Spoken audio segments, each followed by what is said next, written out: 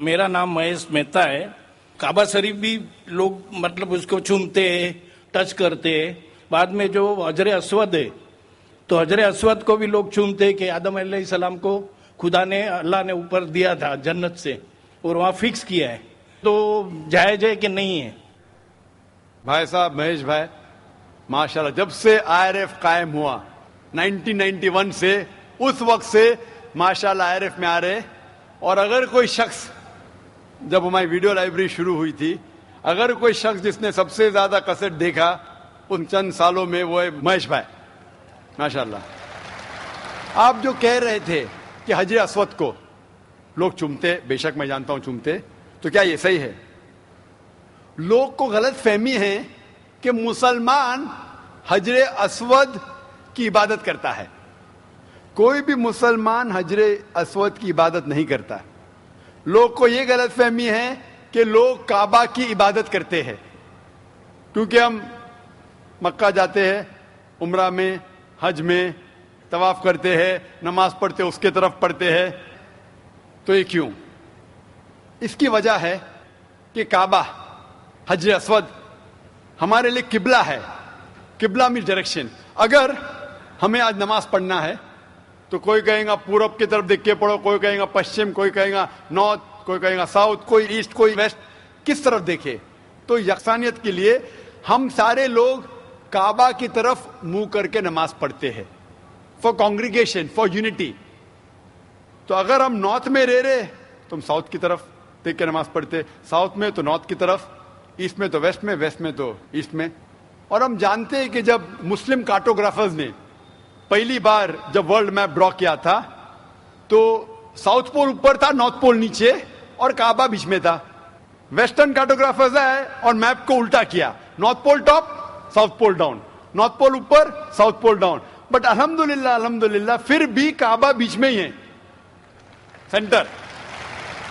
تو کعبہ ہمارے لیے قبلہ ہے, ڈائریکشن. ہم جب جاتے عمرہ کے لیے, حج کے لیے, ہم کعبہ کے گول, حجر اسود کے گول, کعبہ کے گول ہم طواف کرتے ہیں. ہم طواف اس لیے نہیں کرتے کیونکہ ہم اس کی عبادت کرتے, ہم طواف اس لیے کرتے ہیں کیونکہ اللہ کا پیغام ہے, اللہ کا احکام ہے, ہمارے رسول کا احکام ہے. لیکن منطق سے میں سوچوں, لاجک سے سوچوں تو یہ سوچ سکتا ہوں کہ ہر سرکل کا ایک سینٹر ہے, ایک محور ہے, ایک سینٹر. کیونکہ ہم مانتے ہیں کہ اللہ ایک ہے, خدا ایک ہے, اسی لیے ہم کعبہ کے گول طواف کرتے ہیں, یہ دکھانے کے لیے کہ اللہ خدا ایک ہے. جیسے آپ نے فرمایا کہ مسلمان چومتے ہیں, بالکل صحیح فرماتے ہیں. میں تو میرے بیٹے کو بھی چومتا ہوں. کل آپ کہیں گے کہ بیٹے کی عبادت کرتا ہوں, اس کا جواب دوں گا میں. ایک حدیث ہے صحیح بخاری کی, والیوم نمبر 2, حضرت عمر رضی اللہ عنہ جو سیکنڈ خلیفہ تھے اسلام کے, وہ یہ حجر اسود کو دیکھ کے کہتے ہیں کہ یہ کالا پتھر نہ ہی میرے لیے کچھ اچھا کر سکتا ہے, نہ میرے لیے کچھ برا کام کر سکتا ہے, کیونکہ میرے آخری رسول محمد صلی اللہ علیہ وسلم سے چوما, اس لیے میں چوم رہا ہوں. It can neither benefit me, it can neither cause me harm. نہ مجھے کوئی نقصان پہنچا سکتا ہے, نہ مجھے کوئی فائدہ پہنچا سکتا ہے, کیونکہ محمد صلی اللہ علیہ وسلم نے چوما, اس لیے میں چوم رہا ہوں. یہ الفاظ دوسرے خلیفہ حضرت عمر رضی اللہ عنہ کہ کافی ہے بتانے کے لیے کہ ہم مسلمان حجر اسود کی عبادت نہیں کرتے. اور محمد صلی اللہ علیہ وسلم کے وقت پہ کئی صحابہ کعبہ پہ چڑھ کے اذان دیتے تھے. اگر کوئی مسلمان کعبہ یا حجر اسود کی عبادت کرتا ہے, کوئی بھی بت پرست جو بت کی عبادت کرتا ہے اس پہ کبھی بھی نہیں چڑھے گا. تو یہ کہنا کہ ہم کعبہ یا سنگ اسود یا حجر اسود کی عبادت کرتے ہیں, کئی صحابہ نے کعبہ پہ چڑھ کے اذان دی, تو یہ ثابت ہے کہ ہم نہ کعبہ نہ حجر اسود کی عبادت کرتے ہیں, ہم صرف اس کو قبلہ مانتے ہیں. اور کیونکہ اللہ کے رسول نے چوما اس لیے ہم چومتے ہیں, ہم اس کی عبادت نہیں کرتے. Hope that answers the question. خواتین کی طرف مائک نمبر 3 میں اگر کوئی غیر مسلم خاتون سوال کرنا چاہتی ہوں تو کر سکتی ہیں. My name is Vijay Lakshmi and I'm working with the shipping company as a fleet personal executive. And see, about 2 months before, I just felt like I should read Quran, I should know more about Islam. And so I just felt like, asked one of my friends who was there in the train, whom I didn't knew, okay, what's Quran? So she told me, okay, fine, this is what it is. I read about it and I really loved reading it. And then once upon, like I read all about Muhammad sallallahu alaihi wasallam and the sunnatis and all, the ways of life and everything. And I found it to be so beautiful. Like it taught me how to live, which the life I never led before. It was like so beautiful and I can't explain now too, like how I feel coming into Islam and knowing about Allah. And like today I have surrendered myself to the laws of Islam and Muhammad, but I can't.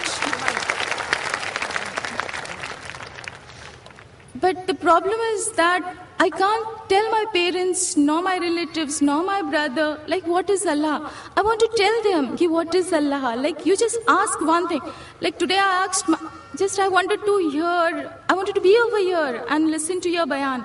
And I just thought, I could be there with you and to listen to your bayan. And see, today evening all alone, I'm over here to listen to you. The faith, the confidence, the faith in whatever I asked, like, no, I want this. And I do get that. But that faith, that love, that affection, I had never seen in all these years in my life. But now I feel that it's like I can't explain in which world I have come into now. But the same way, I want to explain my parents what Islam is. But they're not ready to accept what it is.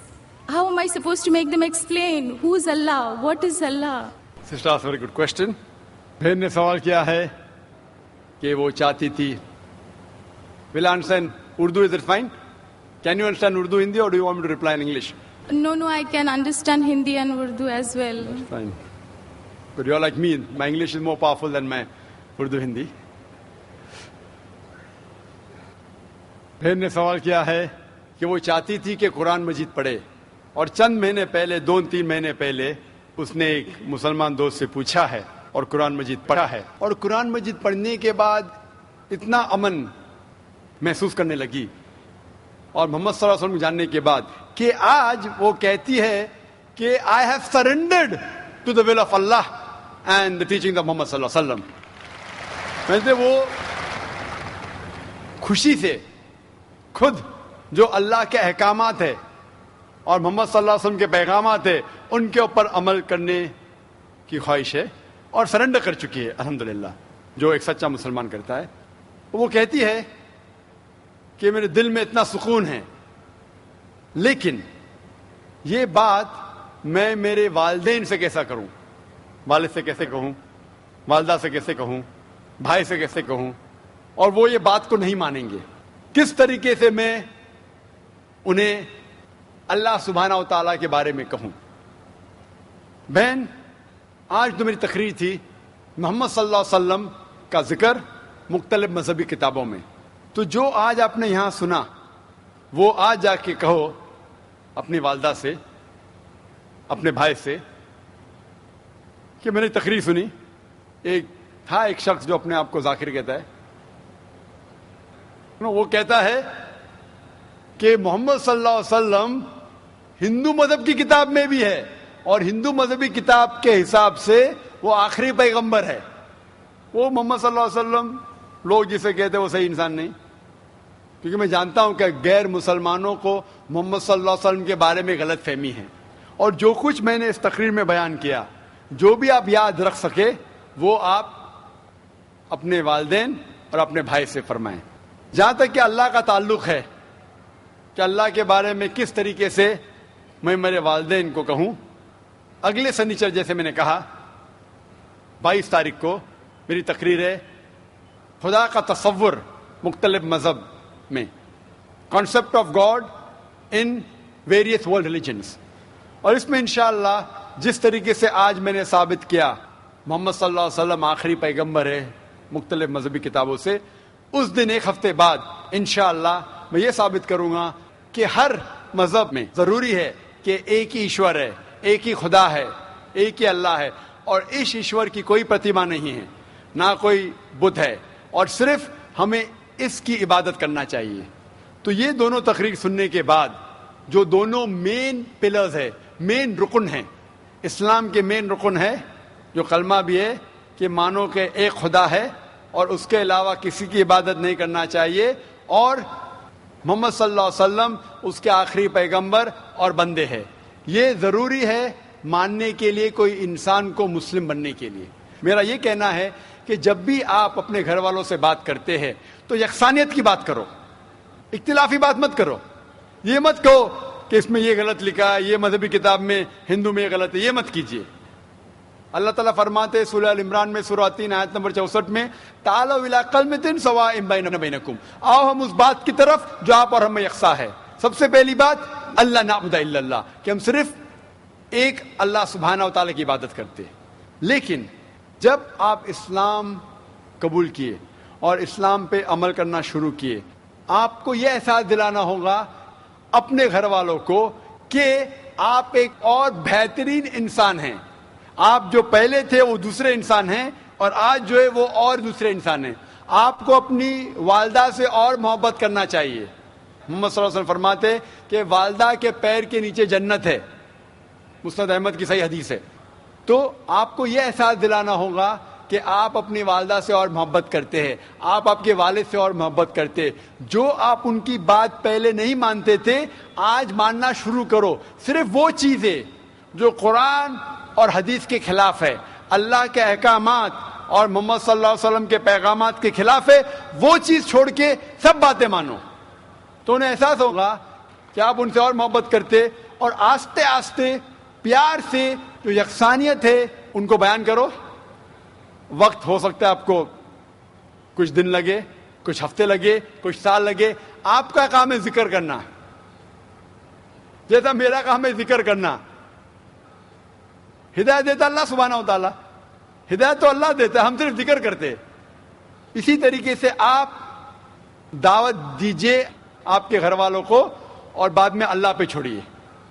Hope the answers the question.